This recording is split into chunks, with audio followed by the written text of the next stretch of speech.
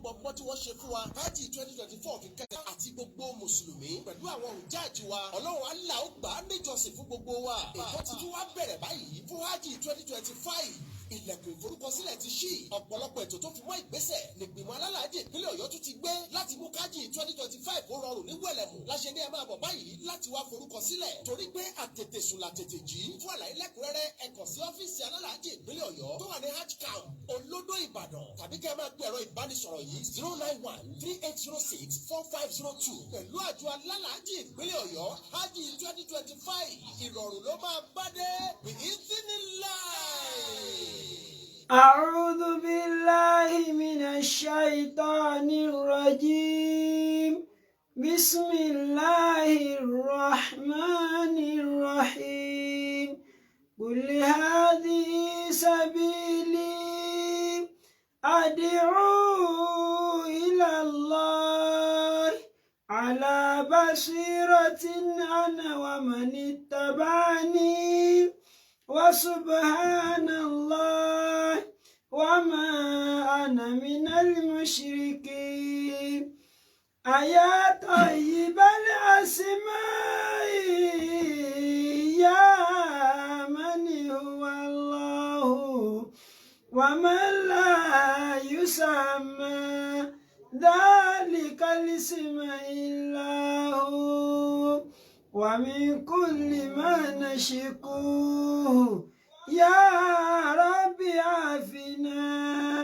كأيوب إذ عافيته بعد بلواه فمن كان من ربي فإنك ربه ومن كان من مولى فإنك مولاه فأنزل علينا المن يا من بمنه على قوم موسى أنزل المن والسلوى على قوم موسى أنزل المن والسلوى أعوذ بالله من الشيطان الرجيم بسم الله الرحمن الرحيم أكرانك كما الجنة السلام عليكم ورحمة الله وبركاته أنك أقاب صريط يتوى البصيرة إتماد سيتي بانك وكوالات لشاريديو Solutions FM 93.9 ètò náà ti dé sórí atẹ́gùn pẹ̀lú yọ̀ǹda tọ́lọ́n gbogbo àwọn tá a jẹ́ olólùfẹ́ òdodo a rọ̀ wá kí a súnmọ́ tòsí kí a mọ̀ fọkàn bá ìdánilẹ́kọ̀ọ́ náà lọ kọ́lọ́n kó san gbogbo alẹ́ san lóore Allahumma amin. àwọn sáàsì wa tí wọ́n tún mọ́ bá wa ní sọ̀rọ̀ ọlọ́run lálẹ́ gẹ́gẹ́ bí wọ́n ti mọ́ ń bá wa sọ tẹ́lẹ̀ àwọn náà ní sáàsì wa Suleiman buni Ibrahim Abu Ibrahim ẹ̀sà òkè kọ́lọ́n jẹ́ kí a rí wọn pẹ́. أعوذ بالله من الشيطان الرجيم بسم الله الرحمن الرحيم الحمد لله والصلاة والسلام على أشرف المرسلين محمد بن عبد الله صلى الله عليه وسلم وعلى آله وأصحابه ومن سلك مسلكه ونجى منهجه إلى يوم الدين وبعد adúpẹ́ lọ sí ọ̀dọ̀ Ọlọ́run alhamdulillah ọba ìwo ni ọba tí adúpẹ́ fún òun náà ni ọba tó jẹ́ wípé àwọn àgbàlagbà ńlẹ̀ Yorùbá wọ́n ní alápàdúpẹ́ òun lọ́lọ́run huwa alladhi khalaqa al-mawta wal-hayata liyabluwakum ayyukum ahsanu amala wa huwa al-azizul ghafur òun lọ́ba tó jẹ́ wípé ń lọ dá ikú òun náà ló sì dá ká máa ṣẹ̀mí méjèèjì àdánwò náà ni o Ọlọ́run ọba ẹ̀ òun nìkan lọ́ba tí ò ní kú tí ó sì máa ṣẹ̀mí gbére lọ ọba ẹ̀ òun náà lọ́ba tí a dúpẹ́ fún à ń tọrọ àlékún ìgẹ̀ fún aṣọ́jẹ̀dá Ànábì wa Muhammad sallallahu alaihi wasallam ẹni tọ́lọ́run ọba àlékẹ́ ọlárán wá kó lè bá máa jẹ́ ìkẹ́ fún gbogbo ayé pátá Ọlọ́run bá ní ṣàlékún kí Ànábì bá ní ṣàlékún ọlá rẹ̀ wọlá àjọkàn oṣù Ọlọ́run àtàwọn sàhábà tí ó gba mùsùlùmí ní àpapọ̀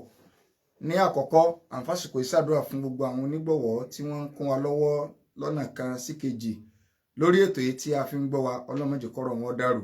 wọlá àjọkàn oṣù Ọlọ́run gbogbo ẹni tí ó tún máa dá sí náà lọ́nà kan sí kejì ọlọ́run bá lè kọ́ lámọ́ bá ní sàlékún àánú rẹ̀ lórí wọn wọlé àjọkọ̀ sọ ọlọ́run iléeṣẹ́ Solution FM má jẹ́ kó jóná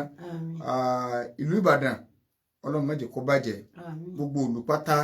tí kálukú wa tí a ti wá ọlọ́run bá ní sàlékún àlùbáríkà lùkọ́ kan má jẹ́ kó kankan bàjẹ́ ń bẹ́ o wọlé àjọkọ̀ sọ ọlọ́run wọlé agbóhùn la ilaha illallah. Ní alẹ́ prógámù tòní a fi sọrí bàbá wa Sheikh Muhyiddin Ajani Bello tí wọ́n jáde láyé ní ọjọ́ Jímọ̀ ìjẹta. So a fẹ́ sọ àwọn ẹ̀kọ́ kan tó wà nínú ìgbésí ayé wọn so àti kó lè bá àwọn jẹ́ ìpèníjà àbí àkíyèsí fáwa tí a ṣẹ́kù láyé. Àkọ́kọ́ a kí bàbá wa àgbà Ìmáàmù ilẹ̀ Ìbàdàn nítorí pé àdánwò tí Ọlọ́run fi kàn wáyé ìkan nínú ògo Ìbàdàn ṣe mọ̀ pé ìlú Ìbàdàn ìlú àlùbáríkà ni látàyè láíláí. So táwọn àfáà bá ń kiri ọjà kéwú àfáà tí wọn ò bá tí bá nájà rẹ̀ ń bàdàn kì í sáfà nílẹ̀ Yorùbá yìí wọn ó gbèdé bàdàn. So gbogbo ọ̀pọ̀lọpọ̀ àwọn àfáà náà nájà mímọ́ wá sí Ìbàdàn ni Ọlọ́run ló ṣe bẹ́ẹ̀. So kọ́lọ̀ balẹ̀kọ́lá kọ́ mọ́jẹ̀ kílù náà bàjẹ́. So Ìbàdàn oníṣẹ́ wa Muhyiddin Ajani Bello tí wọ́n jẹ́ kan nínú ògo Ìbàdàn. Akí àbáwá mọ́mọ́ àgbà ti ilẹ̀ Ìbàdàn pé wọ́n kó ara fẹ́ra kù kọ́nà balẹ̀kọ́lá kọ́ bá ní díàyè náà. Bákan náà atúkí bàbá wa Mudiru Madil Arabi and Nigeria torí pé nínú ògo máàdù nínú ògo máàd òní bàbá wa Muhyiddin Ajani Bello òní wọ́n wà. So bàbá wa Muhyiddin Ajani Bello wọ́n jẹ́ kan nínú akẹ́kọ̀ọ́ jáde ní Al-Madul Arabi and Nigeria tí wọ́n kẹ́kọ̀ọ́ lọ́dọ̀ bàbá wa àgbà ní Madul Arabi tí wọ́n kẹ́kọ̀ọ́ nínú máàdù so tí wọ́n jẹ́ ọmọ àbá àgbà ní Madul Arabi. So látara délé akímùdírù máàd pé àwọn náà kú ara fẹ́ra kù. Àwa kí gbogbo mùsùlùmí akí jama Ansarudeen tí bàbá jẹ́ kan nínú Ansarudeen. So látorí national missioner Ansarudeen so akí wọn gbogbo ọ̀nà tá a lè gbà máa kíyàn pé àwọn náà kó ara fẹ́ra kù ọ̀pọ̀ gan-an kódà táwa ní ká máa dákú èèyàn lẹ́yọkọ̀ọ̀kan so ìtaàfò ní sínú gbogbo àwọn olóyè ẹ̀sìn gbogbo àwọn àfáàfáà pátá so kálukú kò síbi tí bàbá ò ti fara kọ́ ẹnì kọ̀ọ̀kan so kọ́nà balẹ̀ kọ́lá kọ́ bá ní di. ara ní kọ́líkọ̀ yẹ mú dí wáhídàn bàdà wáhídì fàyà láìtàní adìrí màtá ànàmádì fàyà láìtàní adìrí màtá ànàmádì. Mashallah mashallah bàbá náà wọ́n máa ń kọrin o. إذا كنت لا تدري متى الموت فاعلم بأنك لا تبقى إلى آخر الدار بأنك لا تبقى إلى آخر الدهر. àwọn ibi tí mo fẹ́ lọ torí àsìkò tí mo fẹ́ lọ nínú ọ̀rọ̀ bàbá wa Sheikh Muhyiddin Ajani Bello rahimahullah kọ́nà balẹ̀kọ́lá kọ́ bá ní kẹ́ wọn. Àwọn nǹkan kan ṣẹlẹ̀ níbẹ̀ yẹn níjẹta àwọn nǹkan kan ṣẹlẹ̀ lónìí so àti ìgbésí ayé wọn ká fi kẹ́kọ̀ọ́. Àkọ́kọ́ torí ogun ẹni tẹ́ bá ń pè wá ẹlòmíì ti ń pe nọ́mbà mi láti jẹta so nígbà táwa ń bi jànáńsà wọn gbogbo fóònù mi méjèèjì wọ́n yọ lọ ń bẹ àwọn kan wá bẹ̀ láti wá kódà wọ́n jí ọ̀kadà kò sí táwọn èèyàn fẹ́ torí àtijọ́ tèmi ti dáyé yìí tí ìrìjà náà kàtẹ́rò pọ̀ tó bá wọn tó ti bàbá wa Sheikh Muhyiddin Ajani Bello so gbogbo ẹni tẹ́ ń pe nọ́mbà ìka ń pe nọ́mbà ni so àwọn ọmọ ẹrúkú wọn ti yọ fóònù máa la méjèèjì so àwa náà fi fóònù sí òkú Sheikh Muhyiddin Ajani Bello nù kọ́lọ̀ nǹkan wa ni foríjì wọn. Wọ́n bí bàbá wa Sheikh Muhyiddin Ajani Bello ní ìlú Ìbàdàn bíi so àwọn èèyàn ń ṣe ìtìláàfù ń pa kí lọ́jọ́ orí wọn nǹkan kan ṣùgbọ́n báyìí náà 1940 sí 41 so tàbá wò bá ké ọjọ́ orí yẹn máa jẹ́ bí 84 years so ó fi hàn pé bàbá ò ju 84 years lọ tí wọ́n fi jáde láyé so kọ́nà balẹ̀ kọ́lá kọ́ba ní foríjì wọn ní gbogbo àwa tí a ti ẹ̀tàn kéré agbọ́njú pé èèyàn ń gbọ́ wáàsí láyé wáàsí iṣẹ́ Muyideen Ajani Bello ni alákàsínú kẹsẹ́ẹ̀tì ẹ̀yin ọmọ àlè so ẹ sì ń da gbogbo ẹrú Allahu Akbar so gbogbo àwọn eléyàn lágbọ́njú bá kọ́lọ̀bà àlekọ́lá kọ́ba ní foríjì wọn. Àmín. ẹ̀kọ́ àkọ́kọ́ tí màá fẹ́ ká mú nítorí pé Ọlọ́run ní wa naktubu ma qaddamu wa atharahum wa kulla shay'in ahsaynahu fi imamin mubin. Ọlọ́run ní wa naktubu ma qaddamu wa atharahum. Inna nahnu nuhyil mauta wa naktubu ma qaddamu wa atharahum wa kulla shay'in ahsaynahu fi imamin mubin. Nínú àyà yẹn wà ní Suratu Yasin Ọlọ́run ní inna nahnu nuhyil mauta àwa la máa ń jí òkú. Wa naktubu ma qaddamu wa atharahum. Ibi tí mo fẹ́ lọ́mẹ̀ ni pé Ọlọ́run ní wa naktubu ma qaddamu à ń kọ́lẹ̀ gbogbo ntẹ́nìkọ̀ọ̀kan tó ti síwájú tó ti ṣe lọ à ń kọ́lẹ̀ pé lágbájá ṣe báyìí tàmẹ̀dó ṣe báyìí tàmẹ̀dó ṣe báyìí ó ṣe báyìí ó ṣe báyìí wa atharahum orí pa wọn lẹ́yìn wọn à ń kọ́lẹ̀ ṣé ẹ rórí pa wọn orí pa lẹ́yìn wọn ó ṣe pàtàkì lónìí ní Adámàṣègbà nígbà tí wọ́n lẹ́yìn àwọn mùsùlùmí wọ́n ṣèdárò ṣé Adam ṣé Muyideen Ajani Bello ní Adámàṣègbà pé ìjọ kẹta àwọn ọ̀rọ̀ wa wáyé ń bẹ̀ mú kí bàbá wa national missioner Ansarudeen bàbá wa Dr. Abdulrahman Ahmad kọlọmbà ní sàlékó dáadáa wọn bó sì yẹ káàfà orí ni wọ́n rí wọn sọ̀rọ̀ àwa wò láìfù ní àlọbẹ o tọ́ráwò ìlọbi àdúrà àjọ kẹta àbádùá kìnìkan so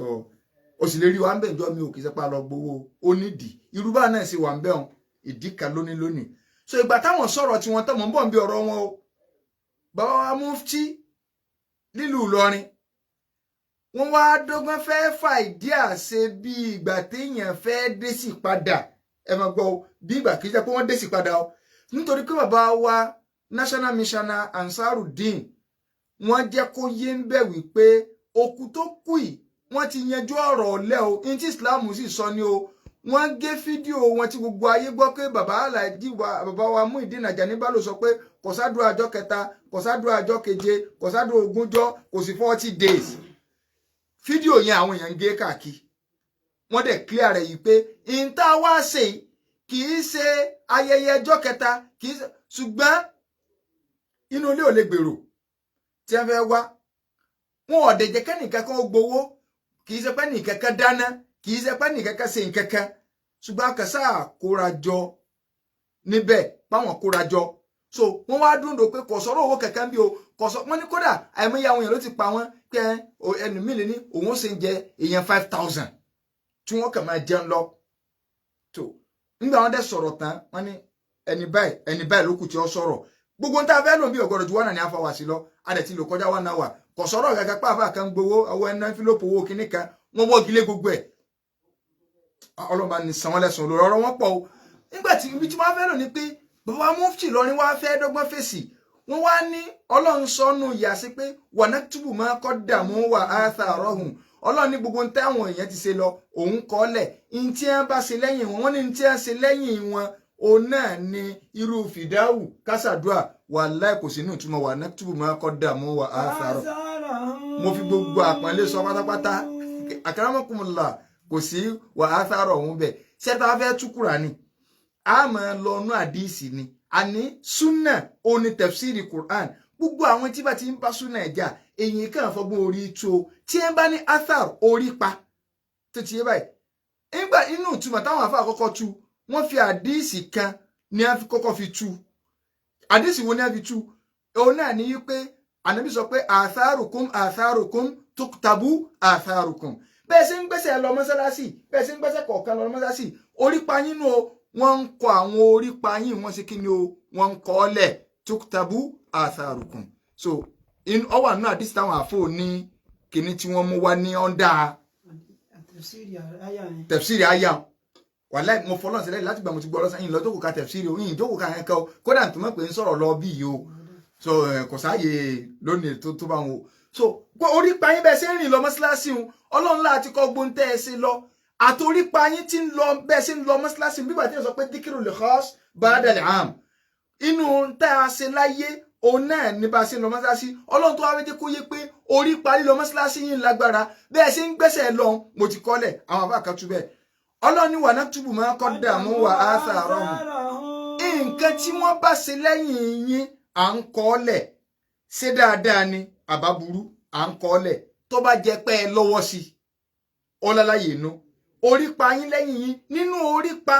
nínú ìtumọ̀ míì wa atharahum àwọn orípa yín nínú orípa èèyàn ńlọmọ èèyàn wà, inú orípa èèyàn ńlọmọ èèyàn wà. Gbogbo ohun tí a bá ń ṣe lẹ́yìn yín à ń kọ́lẹ̀,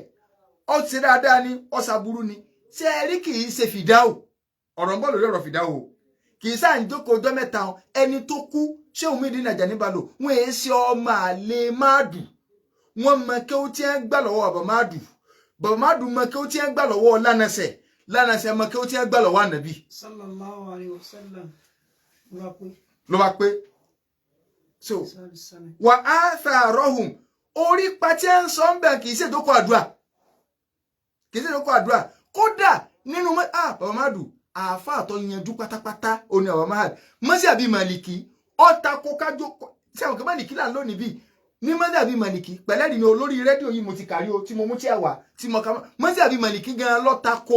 kájókòó kálà ń ka Kùránì à ń jókòó à ń ṣàdúrà àjọ kìíní kan mọ́sí àbí màlìkì ń lọ́ta kojú. A kàn fi màlìkì lẹ́ẹ̀mẹ́ pé màlìkì má bínú o akramakumullah Imam màlìkì Nàìjíríà la wà a sì sọ pé à ń ṣe màlìkì àwa takọ abalabẹ kódà ẹja kò labalábẹ o torí kì í sọ̀rọ̀ fìdáhùn la fẹ́ sọ. So mo lọ bí wa naktubu ma qaddamu wa atharahum. So ti báyìí àwọn orípa tọ́lọ̀ ń sọ ń bẹ̀ pé akọgbó nkẹ́lẹ̀ ń tí wọ́n bá dá sí yín lọ́rùn lẹ́yìn dáadáa tí wọ́n kọ́ lẹ̀ fún yẹn yóò jẹ́ dáadáa tí Islam stampu fìdáhùn. Kódà ẹ tún lọ gbẹ̀rí mi lónìí fìdáwò àǹjókò ọjọ́ kẹta àǹjókò ọjọ́ keje àǹjókò kínní ilẹ̀ Yorùbá nìkan ní ẹ ti mọ̀ lágbàáyé tó bá sì ṣe ń ṣe ń Cairo gbogbo ẹ̀yin tẹ́ lọ kẹ́kọ̀ọ́ ń bẹ̀ wọ́n ń ṣe ń Saudi torí ẹ̀ mọ̀ náà sọ pé Saudi nìkan wọ́n ń ṣe ní Kuwaiti ṣe ń ṣe ń Kọ́tọ́rù ṣe ń ṣe ń ilẹ̀ Haúsá. Àṣà Yorùbá tí ò lórí pa kankan nínú ẹ̀sìn ju ìwà nkẹjẹ lọ ni kì í ṣèfẹ́ òkú la ní kì í ṣèfẹ́ òkú rárá ẹ̀rí mi tún náà mẹ́tì jẹ́ mádìísì wa o. Bàbá wa mufti àgbà ti ìlú Ìlọrin àti gbogbo agbègbè rẹ̀ Sheikh Suleiman Farouk Oníkíjípà Hafizahullah wọ́n tó wá ní indirectly sẹ́ni wọn ò lè ṣe rọ́dù yẹn torí pé Sheikh Dr. Abdulrahman Ahmed wọ́n ti yànnàná ọ̀rọ̀ yẹn sọ̀rọ̀ tako ó ti clear. Wọ́n wá ní isnawu anabi gan sọ pé ẹ lọ ṣe ń jẹ fún àwọn ará ilé Jáfàr àwọn èèyàn àdìsí yẹn àwọn èèyàn máa ń sì gbọ́yé. Nígbà tí Jáfàr kú anabi wá ní káti ẹ̀ sọ pé àdìsí fẹsẹ̀ múlẹ̀ àbí anabi wá ní ẹ̀yin èèyàn yín mùsùlùmí ẹ lọ máa bá ń dáná fún àwọn ará ilé Jáfàr ibi tó kù ti kú torí pé in tí ò ní jẹ́ wọn gbé apẹ̀kaná ó ti ṣẹlẹ̀ sí wọn. So ti yé báyìí ṣé mọ̀ pé àwọn ará ilé òkú ẹ máa wo Islam ẹ̀sìn àánú ẹni téèyàn rẹ̀ kú kódà bó lo 1 million years láyé òun làdánwò bá irú ọ̀dọ́ wọn kọ́ wọn ti ọkọ̀ ẹja ṣe ráìsì láàárọ̀ yìí ọyẹ lọ gbé kinní kankan náà ẹ̀yin tẹ́ ń lọ kí wọn ẹgbẹ́ oúnjẹ lọ́wọ́ fún wọn àwọn ẹni ilé òkè sọ wá papọ̀ mọ́ ẹni tí ó wà ń bẹ̀ ká lọ mú kinní náírà mọ̀ sí gbà àbí ká mú bì kan so káwa ní àwa tá a jẹ́ fámílì òkú àwọn ọmọ rẹ̀ òkú àwọn ẹbí rẹ̀ àwọn ará tó wá pa àwọn yẹn ṣe ń jẹ ṣé ń tànàbí sọnù sí òtí takora wọn ànábì ní ẹ lọ dáná fáwọn ará alẹ́ òkú tó kú torí àwọn ò ní rójú ráàyè gbá kankan náà ẹwù Islam ẹwù ẹ̀sìn àánú Yorùbá wá chíǹjì ẹ̀ padà bó ṣe pé ọ̀pọ̀lọpọ̀ nǹkan nú ẹ̀sìn tẹ́ bá fẹ́ mọ súnà tí Yorùbá ti ń lọ báyìí wọ́n máa lọ opposite ẹ̀ ara tí ṣàìtọ́ design o wọ́n ní kí ṣòkòtò ọkùnrin kó má balẹ̀ kí tóbin kó má wọlẹ̀ àwa gbé lódì kejì tóbin ọlọ́ọ̀kè tọkùnrin ń tẹ̀mọ́lẹ̀ òdì kejì Islam sọlá máa ń ṣe láyé tí a vice versa ni so ti yé báyìí vice versa so kí ó yẹn clear kì í ṣe bí ọ̀rọ̀ fìdá ò mọ̀ fẹ́ lọ ṣùgbọ́n mo kàn ọkọ yà bẹ́ẹ̀ hàn bàbá wa Sheikh Ajani Muideen Bello wọ́n ti bẹ̀rẹ̀ gbèsè ayé wọn wọ́n nífẹ̀ẹ́ dáwà wọ́n nífẹ̀ẹ́ pèpè sójú ọ̀nà àtọ̀lọ́n láti kékeré wọ́n dẹ̀ ń ṣe ẹ̀rí pé nínú ọ̀rọ̀ wọn kan wọ́n ní 1950 làwọn ti bẹ̀rẹ̀ àbí bóyá 51 àbí 50 ní làwọn ti bẹ̀rẹ̀ ṣé ẹ mọ̀ kí tẹ́ ẹ bá wò pẹ̀lú ọjọ́ orí wọn bí ọmọ ọdún 10 ẹ̀bẹ̀ gbọ́ torí yóò ta kẹlòmíì mo ní ẹjáde ní máàdù gan wọn ìdálẹ̀ 1950 ṣùgbọ́n wọ́n nífẹ̀ẹ́ pèpè ìwọ náà ibi tó o bá wà nífẹ̀ẹ́ dáwà ìsìláàmù sóti bá nífẹ̀ẹ́ dáwà ìsìláàmù ìpèpè ìsìláàmù pé tí mo mọ̀ ẹ́ kí n máa sọ fáwọn èèyàn ẹ má ṣe báyìí ẹ má ṣe báyìí nígbà tí wọ́n wá bẹ̀rẹ̀ tí wọ́n ti ń ṣe lọ́ba àwọn báyà wọ́n ti kéw díẹ̀díẹ̀ nílé wọ́n ti kéw ńlé so ṣe mọ̀ pé ó gbà náà bí apárí Kùránì aka kíní kan mọ́ra wọn so àwọn èèyàn náà ti mọ̀ pé náà fà èèyàn ti ń lọ sọ̀rọ̀ Ọlọ́run déédéé ń tọ́ báwọn ni wọ́n mọ̀ sọ kọjá rẹ̀ wọ́n láwọn ti bẹ̀rẹ̀ 1950 wọ́n sì bẹ̀rẹ̀ 1940 ṣe àkọ́dún 10 nù àbí ok wọ́n sì dàmádùlẹ̀ gẹ́gẹ́ ní 1958 ẹ máa gbọ́ wọ́n dàmádùlẹ̀ ní 1958 bàbá Ajani Muideen Bello wọ́n èé ṣe 4 set máa dùn bóyá 3rd set òun ni wọ́n tọ̀rọ̀tọ̀ làwọn 2nd set 4th set gẹ́ ni wọ́n set kẹrin ìpele kẹrin yes torí àwọn àbáwá ṣé àdíyàtúlá òun ni 3rd set wọ́n wá jáde ní máàdù 1964 àwọn àtàwọn professor Pẹ́lọ́yẹ ọ̀dà pé professor Saliman àwọn tí wọ́n jọ jẹ́ méètì nìyẹn professor Pẹ́lọ́yẹ rí ní Ilé-Ifẹ̀ àwọn tí wọ́n jọ jẹ́ méètì 1964 àbí nǹkan ọ̀dà pé Colonel Agbólúajé gbogbo àwọn báwọn ọ̀dà pé méètì wọn ni wọ́n jọ jẹ́ tí n bá ṣe mistake ṣùgbọ́n mo sáà pé 64 so ó fi èyí pé n tí wọ́n ti ń bá bọ̀ láti bí 1950 ìgbà wọ́n rí pé okay wọ́n mọ̀ ti dálé ẹ̀kọ́ kan lẹ̀ tí ó tún lárugẹ ju level ibi tí mo wà lọ wọ́n lọ jura wọn sílé kéw wọn ò límítì ara pé mo mọ̀ tí ń bá àwọn èèyàn sọ̀rọ̀ bó jẹ́ pé bá sọ̀rọ̀ gbà náà kì í ṣe bí bá sọ̀rọ̀ táyé kankan tí mọ̀ torí pé wọ́n kéré ẹ̀kọ́ mi nìyẹn ipe gbogbo òwò tó o ti rí rẹ ẹlòmíì ibi tó o mọ̀ déhùn tó o bá fẹ́ wúlò fún ìsìláàmù tó mọ̀ sí sún síwájú. أخفاك مكسك في أرض نشأت بها وليس يعرف قدر الدر في اللجاج وليس يعرف قدر الدر في اللجاج. so nígbà tí wọn ò jókòó kalẹ̀ wọ́n join mahad láti lè tẹ̀síwájú nínú ẹ̀kọ́ wọn wọ́n wá kéw lọ́dọ̀ bàbá àgbà ní mahad alayhi rahmatullah Sheikh Muideen Ajani Bello wọ́n sọ báyìí tí mo wà ń bẹ̀ nígbà tí mahad ń ṣe 60 years anniversary wọ́n ní bá a bá ti kéw tán mahad bàbá ó tó gba kéw fún wa nírọ̀lẹ́ nílé àwọn ń lọ ń kọ́ fíkíù lọ́dọ̀ wọn rìsáàlà pé bàbá ní ọmọ ìgbà fáwọn wọn ó tó ké wọn ká wọn máa dùn wọn ó tó ká wọn nílé so bàbá àgbà ní máa dùn lé Arabi wọn sì wọn fáwọn pé máa tẹ̀lé ìkànnà àwọn ọmọkẹ́ wọn Sheikh Abdul Wahab àti Sheikh Abdurrauf Mustapha rẹpẹtẹ àwọn ni wọ́n tó jẹ́ mẹ́ńtọ̀ wọn bíi pé àáfàá tá a fọ̀ lé lọ́wọ́ so àwọn bàbá méjèèjì yìí wọ́n sì ṣe àdáwà mọ́nà fún bàbá wa Sheikh Muideen Ajani Bello rahimahullah bàbá ìwà ń tẹ̀síwájú ní abẹ́ ìdúpẹ́ fọ́lọ́run tí ẹ bá ń léèyàn ń ṣe wáàsí pé sojú abẹ́ ń kó tá a gbọ́njú bá sórí gbogbo owó tó bá ń bẹ lẹ́yìn ẹni tó bá ṣáájú ẹ̀sìn nǹkan gbà fún ìní tí wọ́n náà ṣe ó fi lálùbáríkà gbà fún kódà kọ́ wá rí ọ̀nà kan tó tún dáa ju ọ̀nà táwọn tó ṣáájú táwọn ọba forí jágbó rẹ̀ kò lè di rọrùn fún wọn o gbogbo ẹni tó lára wájú bò kò lè láṣeyọrí o ìgbà táwọn ilé ìbẹ̀rẹ̀ wá sí kò rọrùn bí ìgbà táwa ń ṣe yìí o kì í sáyé social media o kì í sáyé orí rédíò àwọn wáàsí oríṣiríṣi ìpèníjà ní bàbá yìí pé tá a bá tiẹ̀ mọ gbogbo ẹ̀ báyà 96 àbí kan tí wọ́n pè wọ́n ládàmọ̀sí ìgbà tí wọ́n ń bọ̀ tí wọ́n lásídẹ́ǹtì tẹ̀jẹ̀tẹ̀jẹ̀ náà láyé ọmọ dára òṣèlú mo gbà fọlọ́run mẹ́sídíìsì mi kò ju tébù yìí lọ mọ́ òṣèlú ọlọ́run ní máa sìn nígbà náà tí ó gbòòrò gẹ́tí fẹ́ẹ́ máa lọ lé pé àbí wọn ò ní wá mọ́ tí wọn ọmọ mẹ́sídíìsì tọ́ḿbù tó ń ti bẹ́ẹ̀ wọn àbáyé tó débẹ̀ ìpèníjà eléyìí tó kéré nú àwọn nǹkan tí wọ́n rí láyé o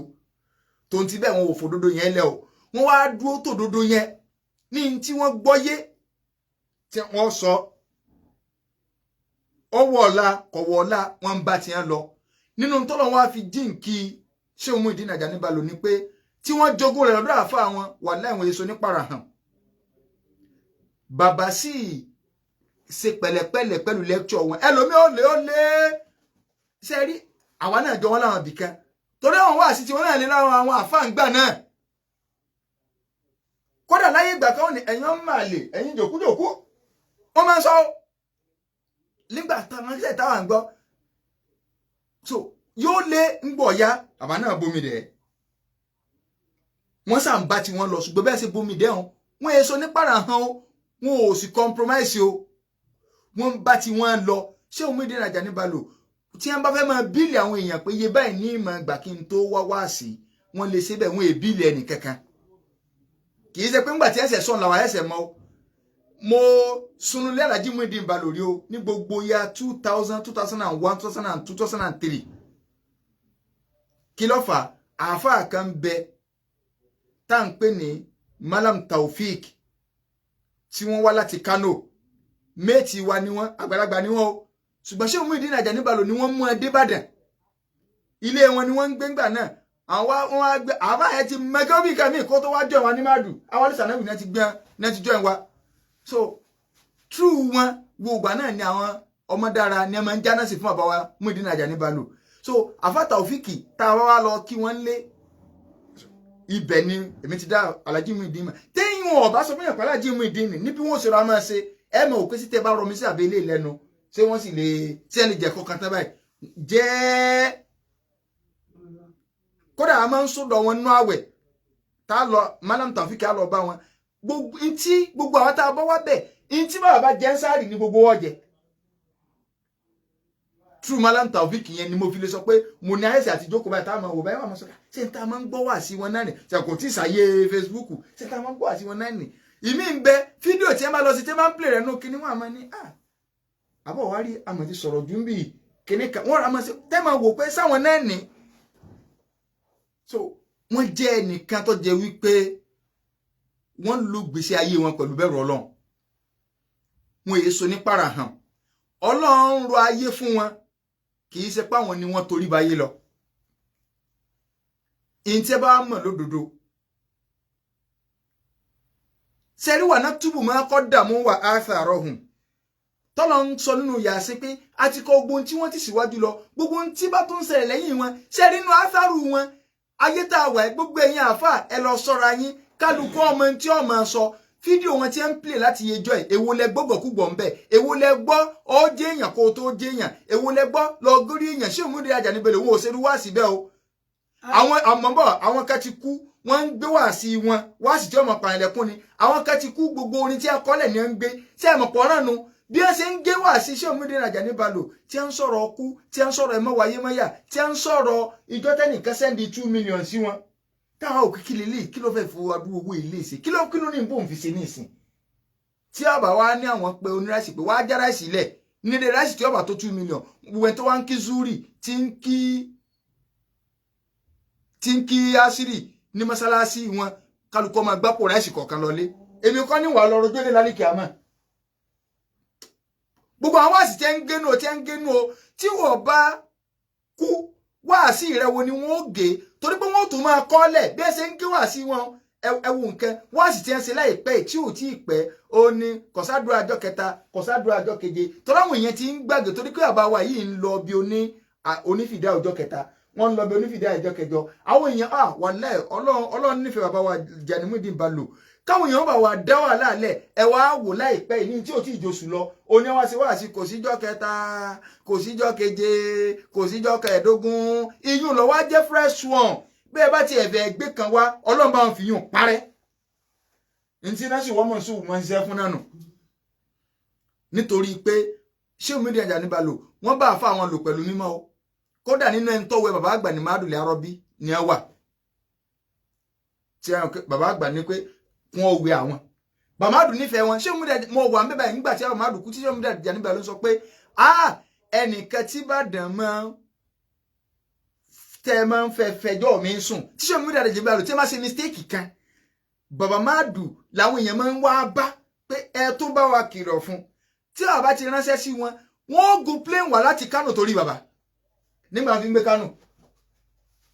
àfa kan bẹ lọ́dọ̀ wọn gbà náà Sheikh Abdulhakeem ní gbogbo ìgbà tá à ń sọ yìí àfa Abdulhakeem ọ̀rẹ́ bọ̀dá tèmi ni wọ́n yàtọ̀ sí Malam Taofik wọ́n ní àbàmọ́ sọ wọn àti ẹwà tí máa lọ pé Hakeemu ibi tí mò ń lọ gbọ́rọ̀ ni o àmọ̀jọ sánà kún un láǹbẹ̀ ni o bí Sheikh Muyideen Ajani Bello bẹ́ẹ̀ ṣe gòǹgò tó kódà ń gbàgbà kú Sheikh Muyideen Ajani Bello sọ pé ẹ̀yin Ìbàdàn sí ẹ ti rí báyìí ẹ̀ ń tẹ́ mọ́ wá bá ní ọ̀ọ́ bíi bẹ́ẹ̀ bí àwọn àfa wa ṣọ́ọ̀bù wà bá pé mo lè má dáhùn wọ́n ní ṣùgbọ́n ẹ̀ ní í ṣe bẹ́ẹ̀ àmọ́ mo lè má dáhùn bàbá tí ń gbọ́dọ̀ forí gbá nì tí gbogbo àwọn yẹn ti ẹ̀bù ẹ̀rìn kódà nígbà wọn sọ̀rọ̀ Usama bin Laden ìrántí yí àyẹn mọ́ gbogbo àwọn bàbá wa Shehu Isa Akindele bàbá wa Lágbéni gbogbo wọn lọ bá bàbá Madul pé ntí Sheikh Muyideen sọ yìí ó tako nǹkan tí ó wà lẹ́yìn kẹ̀kẹ́ bá àbáni èmi ọ̀mọ́ ń pọ̀ ọ̀rọ̀ Usama gbogbo àwọn bàbá wa eléyìí erin wọ́n sì ránṣẹ́ sí wọn wá ní ọyá ẹ̀yin sá ẹ máa sọ gbogbo nǹkan tí ẹ̀yin sọ ọyá wọn náà sọ nígbà bàbá náà wàá gbọ́ tí wọn gbọ́ wọn ni ọyá lọ sí kẹsẹ̀tì mi Sheikh Muyideen Ajani Bello wọn lọ sí kẹsẹ̀tì mi ẹ wo àpọ́nlé wọn mọmọjọ tí wọ́n wá ìyànà kóòtù tí wọ́n wá lórí ọ̀rọ̀ mọmọjọ náà so wọ́n bá bàbá àgbà ní Madul lò dáadáa wọ́n wá lò sẹ̀mí ayé wọn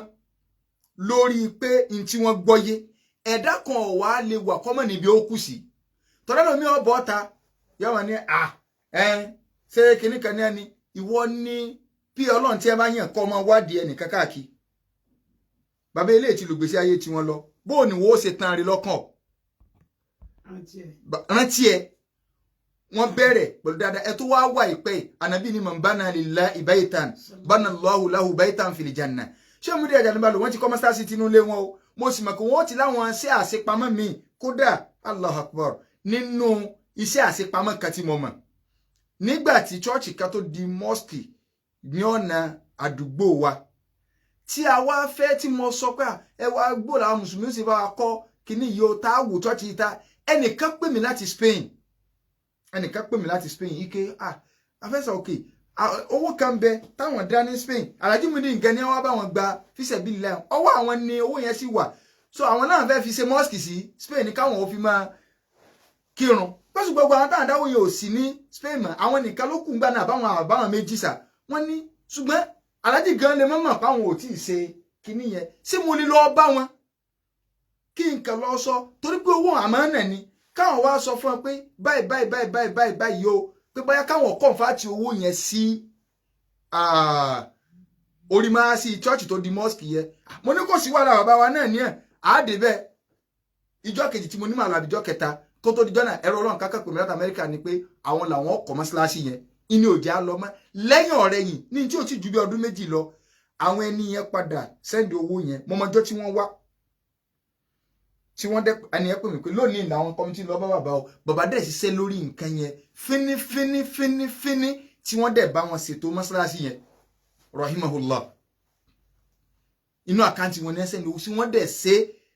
tí wọ́n dẹ̀ ṣe perfectly àwọn gangan wá gbéra dìde sínú family house wọn láìpẹ́ wọ́n ṣẹ̀ṣì máa sí òtí oṣù méjì lọ tí wọ́n wá lọ wá ilẹ̀ rà wọ́n wá kọ́ máa inú àwọn ẹgbù nǹkan ṣe rí kì í ṣe kọjú orí ogun lọ rẹ́rẹ́rẹ́rẹ́rẹ́rẹ́ ní tààmù nídìí àwọn ṣẹ́ tí wọ́n tán lé lórí ẹ̀wọ̀ṣẹ́ ìyọ̀nù ọlọ́run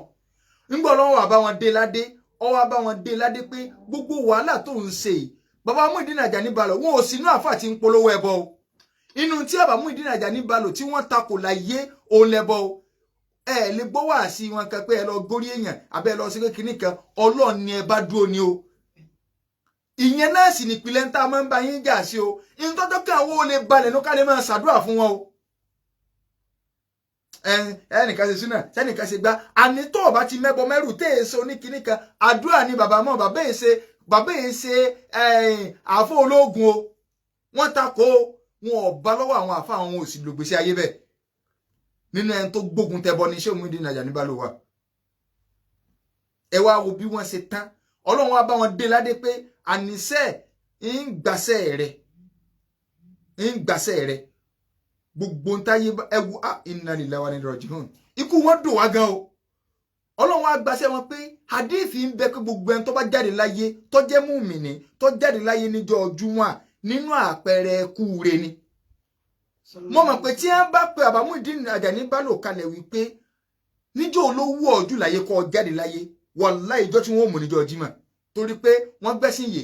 èèyàn wá lè láníyàn rẹ̀ tọ́lọ́run ò sì ní fún Ọlọ́run wá fi léyìn dé wọn ládé pé inú kí kó tó wà náà tèmi Ọlọ́run ó tún tètè gbàpẹ́ rẹ̀ máa bọ̀ níjọ́ Jímọ̀ Ọlọ́run fi léyìn ó tún fi pọ́n wọn lé torí pé tí wọ́n ní kéèyàn ò mú jọ́wọ́ pé jọ́wọ́ olówó ọ̀tọ̀ lọ Jímọ̀ kálukọ́ máa mú torí pé jọ́ tó lóore jù nú ẹni tó lọ́n bá fẹ́ fi ṣe sàárà fún ló fi ṣe sàárà fún Ọlọ́run fi ṣe sàárà fún wọn nu nínú ìmọ̀ tí mo tún wá rí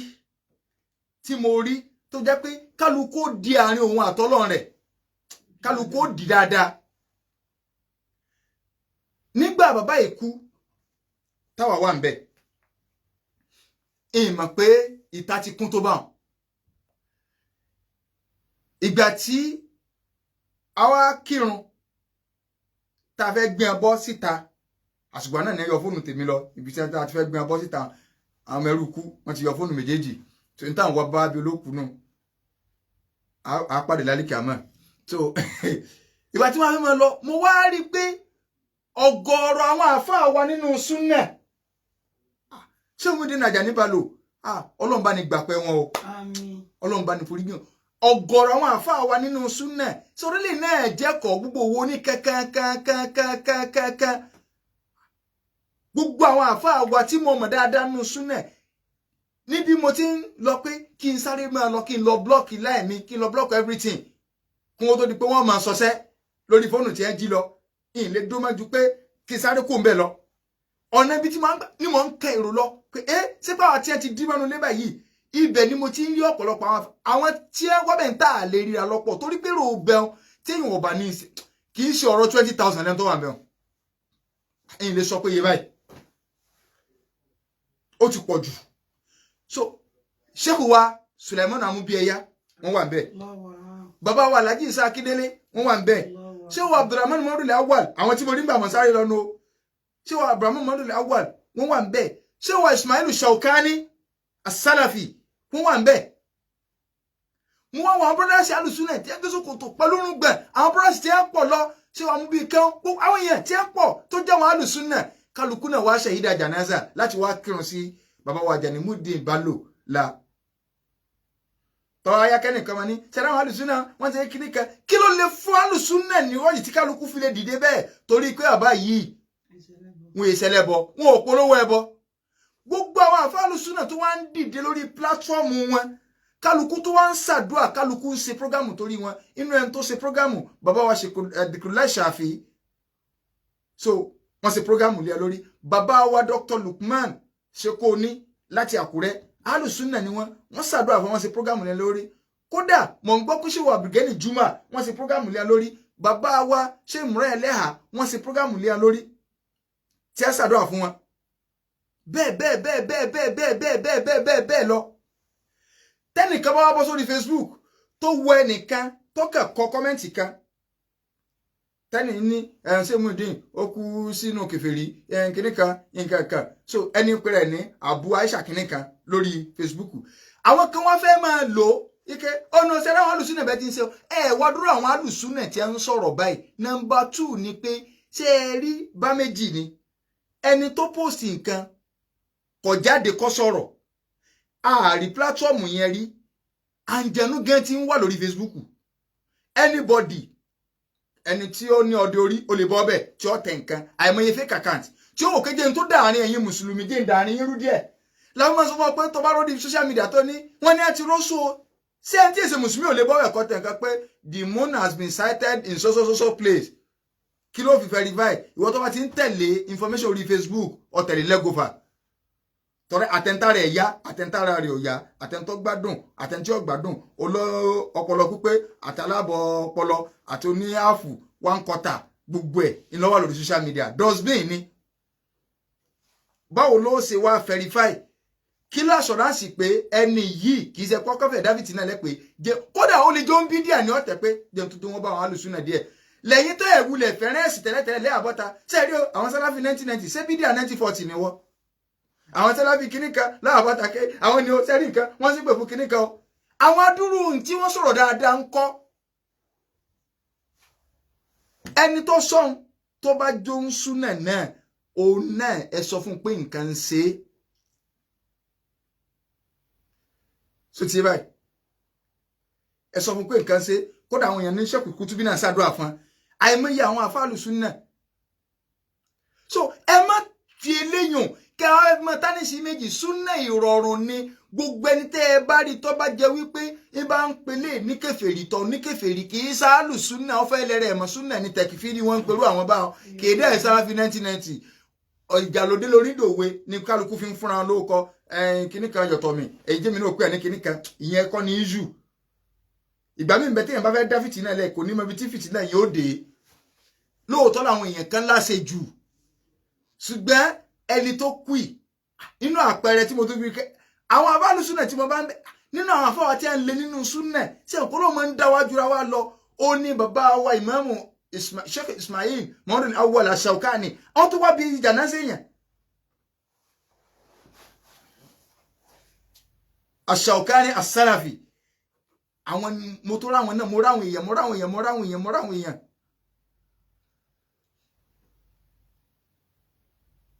so ẹ jẹ́ ká gbìyànjú Sheikh wa Ajani Muideen Bello wọ́n kéde wọn tó kú wọ́n ní òsìjọ́ kẹta òsìjọ́ keje èyí tí wọ́n ṣe lónìí rí pé kálukú náà ń pariwo hátà afáwa kátìbì afáwa àpọ́nlé Ọlọ́run bá ní rọyìn lójú nínú ẹni tí ikú Sheikh Muideen tí ó dùn jù ó ní wọ́n wà ẹ̀rí pàwọn náà ń kéde lórí kinní ni pé kò sí kinní kankan o akàwà bíi ni o so káwá mẹ́ǹtẹ́ rẹ̀ bákan náà bàbá yìí wọ́n èé ṣe ẹni tí máa ń lọ jókòó di sàárè o ibi tá a sin wọ́n sí nínú ilé ẹ ṣọ́ra káwọn kan mọ́ lọ dẹ́dà kú dálẹ̀ kọ́ mọ́ lọ ọmọlé síbẹ̀ kó mọ́ wàá sọ wọ́n di òòṣà táwọn èèyàn mọ̀ wá bọ̀ kẹ́ sàárè ṣé ònà ẹ bọ́ nìyẹn o ṣé omi di Ajani Bello wọ́n bọ́ kọ́bọ́sẹ̀ kó ń bẹ́ o wọ́n wà ní ẹni tó dúró nídòó yìí pé wọn ò gbọ́dọ̀ sọ sàárè pé ẹ tètè mọ fẹ́ǹsì níbi tàṣí bàbá má dùn sí káwọn èèyàn mọ̀ wá dẹ́dà kú dálẹ̀ àwọn náà wà ní ẹni tó sọ̀rọ̀ ǹjọ́ náà o èyí náà ẹ má da nǹkan lẹ́yìn tiwọn náà wọ́n ti bọ́ ọ́lẹ̀ o gbogbo kìnnì kan irú bẹ̀yẹ lónìí mẹ́sẹ̀gì ńlá ni ó ní bàbá wa Dr. Abdulrahman Ahmad ni wọ́n pàṣẹ wájú gbogbo àfa o a sì fi rí pẹ́rọ̀ pé ṣé òun dé Ajani Bello kú àwọn àfọ ọ̀gbẹ́ ń fi lópo o tí ó ti rí báyìí o wàhálà oríire ńlá ni o kí àgbà àfa bẹ́ẹ̀ táwọn yẹn ti ń wò pé irú òní àwọn alágbára ayé kún bẹ́ẹ̀ kódà ẹlòmíì lè máa sẹ́ndì owó láti Amẹ́ríkà ẹlòmíì lè máa sẹ́ndì tí ó wá jẹ́ pé owó lèèyàn fi máa ń rẹ̀ mí padà àwọn tó lè kó $500,000 lẹ̀ lórí Sheikh Muideen Ajani Bello wà àníṣẹ́kẹ́ àbáyọ ọgbọ́n kù so ẹ máa wàá sọ sàárè wọn di gbogbo ẹni tí bá ti lọ di sàárè tí ń lọ ń bẹ̀bẹ̀ àṣẹ òkan ló kù yìí bàbá tí bá ti ń lọ alhamdulillah wọ́n tán re wọ́n wáyé re wọ́n lò sẹ̀mí re wọ́n sì kú re ẹlòmíì ń bẹ yóò mọ̀ síbẹ̀ ní pọ́ùn lòún súnmọ́ wọn jù yóò mọ̀ ṣe gba irọ́ ní ojú ayé ni o àmọ́ àwọn èèyàn lábẹ́ náà ọmọ tí ń ṣe lẹ́yìn o kálukú ọmọ bá lọ báwọn kẹ́ ẹ máa fi Islam táwọn èèyàn so in táwa fẹ́ sọ ò ní pé Sheikh Muideen Ajani Bello wọ́n lò ẹ rí pé ike ó tí ẹ kéré lọ́dọ̀ bàbá Mahad nígbà wọ́n délé Haúsá wọ́n rí pé bó ṣe rí nánu wọ́n á mọ̀ sọ wọ́n ní gbogbo àṣà tẹ́ ń ṣe lọ́dọ̀ wa lọ́hùn torí gbogbo nǹkan láti Yorùbálize gbogbo ẹ̀ Yorùbá level ni ọwọ́ jọ dàbí ẹni wípé ẹ̀sìn míì òun ni wọ́n mú wá fún àtọ́yàtọ̀ sí Islam èyí ó sì kú sí ikú sí adi wàhálà lọ́dọ̀ Haúsá ó ti kú wọn lọ sí ọ ó sì adi wàhálà tó kù bá ti kú kò sí nǹkan kan fún mọ́ ju nǹkan mẹ́ta lọ bàbá Àgbàní Mádùlì Arọ́ bí wọ́n yanjú ẹ̀ kódà nínú ọ́díò ìwò ń bẹ lọ́wọ́ mi báyìí fúlù ẹ̀ nígbà tí bàbá wa Àgbàní Mádù àti Shehu Adam ti ń pàdé tí àáfà kan bá ti ń sọ̀rọ̀ tán báyìí Shehu Adam ó tó padà sọ̀rọ̀ pé àní mo fẹ́ kẹ́ ẹ mọ̀ pàtàkì àáfà Sàlẹ̀ Ọ̀ṣun tó jókòó yìí tí Ìlọrin bá ń sọ pé àwọn káyà nínú ké wọ́n yọ̀ Ìbàdàn lẹ́ o ẹni tí Ìbàdàn wa ń bẹ̀rù lójókòó yìí Shehu Adam lọ sọ bẹ́ẹ̀ ọ́díò yẹn ń bẹ lọ́wọ́ mi o Shehu Adam ní lónìí òdodo ti fojú hàn àáfà Sàlẹ̀ Ọ̀ṣun ti clear ọ̀rọ̀ wọ́n tó rìpíìtì ọ̀rọ̀ yẹn tẹ́ẹ̀mẹ́ta òdodo ti fojú hàn lórí ọ̀rọ̀ olókù àáfà Sàlẹ̀ Ọ̀ṣun ti sọ tí ń sọ ó sì ti yé wa kò sáàfà kankan tó ládùú ò ní ìbòkù kò sáàfà tó ní sàárà ò ní ìbòkù bàbá Mádù clear rẹ̀ àdúrà ó bòkù sàárà ó bòkù ìyàwó ànábì kúnlé ọkọ àbí ìyàwó kú máa lọ́wọ́ lọ́dọ̀ rẹ̀ ọmọ rẹ̀ kúnlé kọ àwọn sàbẹ kú ó sọ bí wọn ò ṣe wẹ̀ wọ́n ó sọ bí wọn ò ṣe dì wọ́n kò sọ àdúrà jókòó ń tẹ̀ ń ṣe náà sáwọn ò nídìí àdúrà ni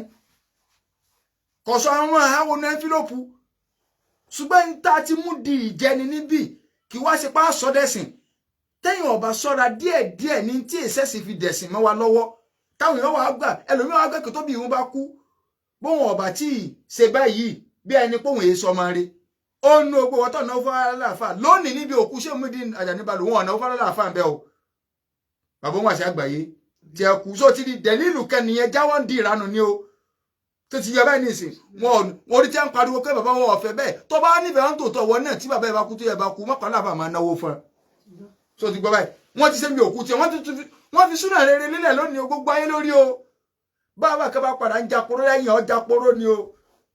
Dr. Abdulrahman clear rẹ o stand Alhaji Muideen Bello ni o stand Alhaji Muideen Bello sì ní náà ni stand ànábì torí ń tá rẹ̀ rí fún un pé kò sáà ń kóra jọ fún kinní kan kábòkù dá kábà wọn dárò kábà sọ tán ní tí ó kù ọmọ rẹ máa ṣàdúà kì í ṣe pé ọ̀sẹ̀ gbìyànjọ ẹ wá nǹkan tẹ́ ẹ lè ṣe sọ́dákọ̀ járíà ẹ̀kọ́ bàbá ti ṣe tí wọn lójú ayé wọn mọ́ṣáláṣí kanu mọ́ṣáláṣí ilé wọn bẹ́ẹ̀ mọ́ṣáláṣí ní tí ẹ lọ ọkọ́ bẹ́ẹ̀ so mọ́ṣáláṣí mi táàtò ní ìmọ̀ náà tó ń bẹ dáadáa táà ní mọ̀ táwọn èèyàn táládùúgbò tí gbogbo mọ̀ yìí pé àwọn lùsì èèyàn ńlá gbogbo wa la mọ̀ Ìbàdàn lùsì èèyàn kọ́nà balẹ̀ kọ́lá kọ́ bá ní di kọ́lọ̀ ń kọ́ wọlé àjọ kan oṣù rẹ̀ kọ́ wọlé agbóhùn la ilaha illallah so níjẹjọ́ bàbá wa kan béèrè mo ní máa pè yín padà ń gbọ́ tí wọ́n ń sọ dáadáa lórí ètò ṣùgbọ́n nígbà tí mo wá ń lọ làfáwà kan wá pè mí pé ẹni tó béèrè yìí ẹ̀gbọ́n tí a sọ ẹni yìí sọ wípé wáàsí làwọn ń gbọ́ wáàsí wa yìí Christian làwọn àwọn wá di mùsùlùmí ikú but ìyàwó àwọn kò tí ì di mùsùlùmí kò bá wọn di mùsùlùmí sáà wá lè fẹ́yàwó míì èmi ò gbọ́ pé ẹni yẹn sọ bá èmi kàn gbọ́ kó sọ pé ìyàwó di mùsùlùmí ìmọ̀ kan sọ yí pé àwọn ti kọ̀ǹfàtì ní látara wáàsí táwọn ń gbọ́ ẹ̀ so kọ́lọ́n kọ́ gbà níbàdà fún wa o ẹnìkan náà ti pè wá rí bá ń tẹ́lẹ́kà orí ètò yìí náà làwọn ti ń gbọ́rọ̀ táwọn sì ti gba ìsìláàmù so lẹ́yìn ètò ni wọ́n pè wá so but èmi àtẹni wọn ti padà pè mí bóyá bíi jọ́ kẹrin so ṣùgbọ́n ẹ tún lè padà pè mí torí ìhìn tí ẹ̀ràn tí bá mo store number kó tó di pé àwọn ọmọ ẹrú kú ṣùgbọ́n kí ẹ tó pè mí nígbà wọn tó bóyá ẹjọ́ tó bí ọ̀túnla ọ̀la láfi lọ yanjú kárí trífù láìn ká máa wá fóònù mi ta ara nǹkan kan sùn ti yé bá kọ́lọ̀ kó sànù wa kó wọlé àdọ́kà oṣù rẹ̀ inshallah á gba ìbéèrè wọlé fáwọn àti ẹ bá fẹ́ béèrè 09098889939 091242939 09098889939 tó bá jẹ́ pé kéèyàn sọ tọrọ lèyàn fi máa tètè kú ni kò yẹ kẹ́mi ọba mú dín Àjàní Bello kó gùn débi tó gùn déhùn. Wa alaikum salam wa rahmatullahi wa barakatuh. Náà.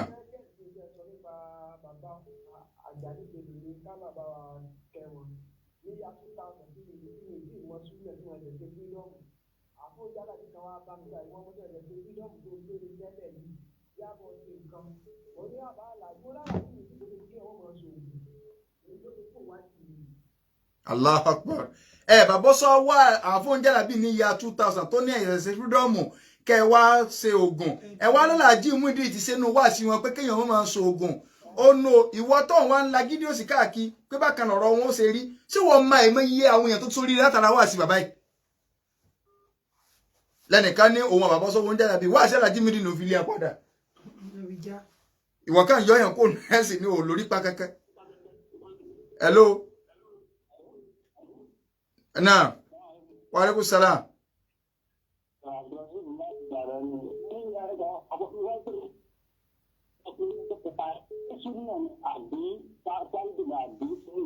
Kí lẹ wí?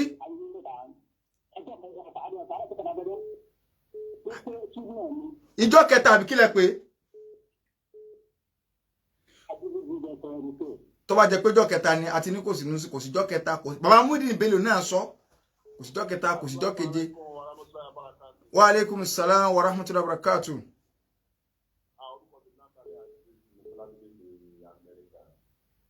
Náà láti Amẹ́ríkà.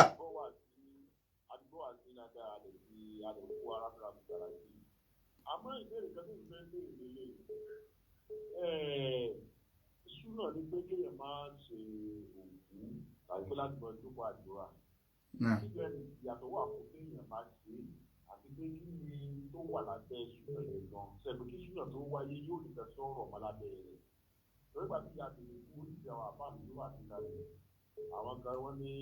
ìyẹn gbọ́dọ̀ sí àwọn kan ní bàtọ̀bàtọ̀ ó kálukú sàkóso tiẹ̀ wá tó ní o ṣé o fẹ́ ní fàájì lórí náà ti ìyá mi ṣùgbọ́n kí gan ni ìyàtọ̀ wà lábẹ́ ìyẹn bá ti. Náà ìjìyàtọ̀ wà lábẹ́ rẹ̀ náà ni pé èèyàn takò tọ́lọ́run àti tànàbí sallallahu alaihi wasallam ó sì tẹ̀lé ntọ́mọ ànàbí Ádámọ̀ ọ̀sọ̀ ọmọ ànàbí Ádámọ̀ sìkọ́ ló ní ilé ayé lọ́kọ́ lọ́lọ́run so ìntọ́ wà ń bẹ ẹ̀yin ò lè ṣe bídíà kan àrẹ̀dálẹ̀ kan ìyẹn ti pa súnà kan run ni tẹ́ ẹ bá ti ṣe bídíà kan báyìí ẹ ti wo súnà kẹ́kẹ́ tó ṣe bídíà ni kọ́ídà nìyẹn so ìntọ́ wà ń bí kiri ni pé òkú tó kú gbogbo wa náà máa ṣàdúà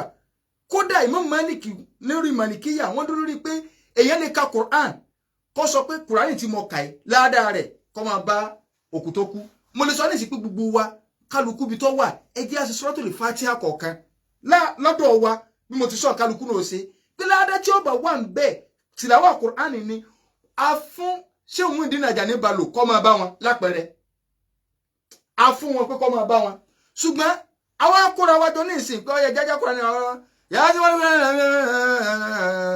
kódà ń bẹnu mú àtàwọn Málíkì wípé ẹ gbọ́dọ̀ jẹ́ kóhun yín ó jura ohun kan kó máa borí ohun kan níbi Kùránì tẹ́ ń kà tí ẹ bá fẹ́ dàkà fún ara yín ẹ wá pé méjì mẹ́ta ẹlẹ́gbọ̀n mọ́ Málíkì kọ́ bàjẹ́ ń bẹnu mú àtà àdìsí ni o ń bẹnu mú àtà so ká mo wá sí léyìn lápapọ̀ kò sínú súnà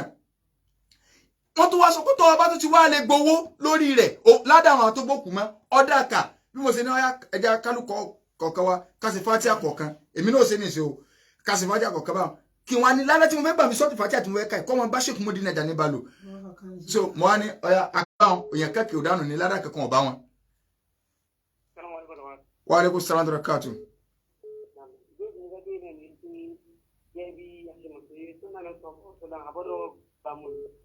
Ẹ wá ń dápọ̀ àwọn abáfúnná ẹ̀ wọ́n lè bèbè láwọn ẹlẹ́gbẹ́ náà ṣé ó ń súnà láwọn náà ni. Kí lẹ mí pẹ̀lẹ́ lẹ́gbẹ́? Tó o bí àwọn TMC àwọn tàdọ́ múnú àámúnú àǹkó. Ṣé rí ẹ jẹ́ ká mọ ibi tí kálukú bá ń lọ. Kẹ́ ẹ máa sọ pé torí pé nìkan ṣẹgbẹ́ ó ti já kó nu súnà ẹ ó ti ṣe pé kinní kan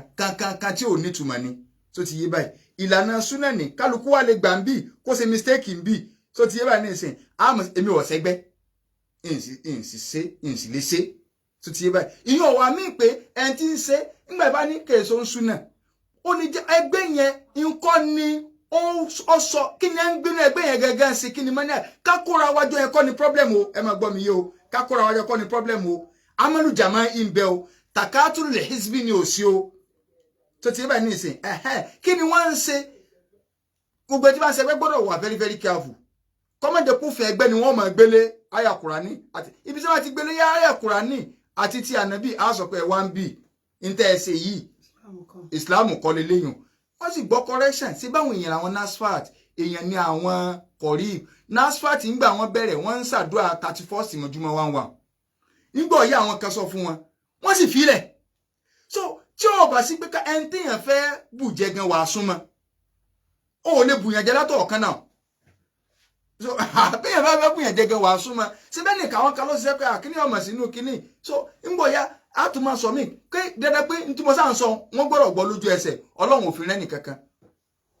ìwọ sọ tiẹ̀ báyìí ṣùgbọ́n mo ka gbogbo àwọn àfáà tí mo kà torí àwọn tí mo kà ló jẹ́ kẹ́ni ọmọ béèrè pé bàbá wa dìkúlẹ̀ ṣàfi so bàbá wa kíní kan mo ní gbogbo àwọn àfáà súnà tí a ń sọ̀rọ̀ nǹkan so òun ti wò pé kí n sá gbẹ tí mo dá kọ kọ́sà mọ́jẹ tí ó bìlọ́ǹgì sínú sàyẹ́tì kankan kọjọ́ o so wàhálà.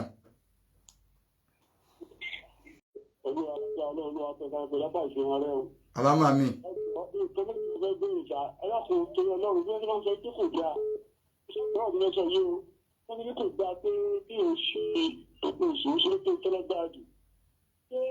Ìfẹ́ àwọn ará ìfẹ́ àwọn bá lọ fẹ́ ní àdúgbò ìfẹ́ sí bẹ̀rẹ̀ sí lọ́gbà ní àdúgbò ìfẹ́ sí lọ́gbà sí tẹ́ àkọ́kọ́ rẹ̀. Náà. Ẹlẹ́ẹ̀kejì mú ọ̀sán tó ní kàtàkì gbogbo wa nígbà tí wọ́n gbọ́ ìbílẹ̀ tó kékeré ẹbí ta tó wà bẹ́ẹ̀ fẹ́ kọ́ ìlú rẹ̀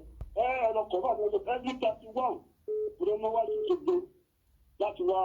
wá sí sẹ́lẹ̀tì àṣàrò gidi àwọn Òṣogbo àwọn ni wọ́n fi wá àti láti kó àwọn èèyàn jẹ níjọ́ 31 ìrọ̀lẹ́ náà láti bá kú ni wọ́n wà síbẹ̀ ní ẹgbẹ́ ìwọ̀n tàbí ṣe.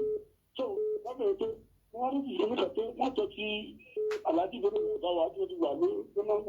sí láti ti wà ní ìdílé. Èyí kí wọ́n ti wá sí ẹ̀ka kí wọ́n wà sáàtì lọ́sọ̀ pé èyí kí wọ́n ti wá sí ìlú àṣẹ ìtọ̀ fúgbà mú Ramadan wọ́n sọ táwọn ti ẹ̀ kí wọ́n ti lọ bẹ́ẹ̀ ni wọ́n ti kìrìsìtẹ́nì tó ní Àbújá àwọn okay Ọlọ́run ṣàánú àṣẹ́rí ká mọ̀ wò pé lágbájá kan ọ̀sọ̀rọ̀ lọ́bì kan tàmẹ̀dù kan ọ̀sọ̀rọ̀ lọ́bì kan gbogbo ìgbésí ayé kọ́ la fi ń tẹ̀lé wọn káàkiri and èèyàn sáàgbọ́n máa kírètì wàhálà so téèyàn bá ti sọ ẹlòmíràn máa sọ pé ṣúgbà ẹ̀kọ́ sọ̀rọ̀ orí nǹkan báyìí ẹni téèyàn náà rí pọ́ ẹ̀. Bàlájà ní tiwa wọn ti lọ wọ́n ṣòun mọ́ ní gbàgbé sínú ayé àwa ayé kú ó sì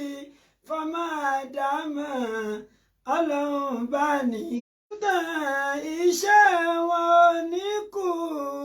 bàbá alájà ní tiwa wọn ti lọ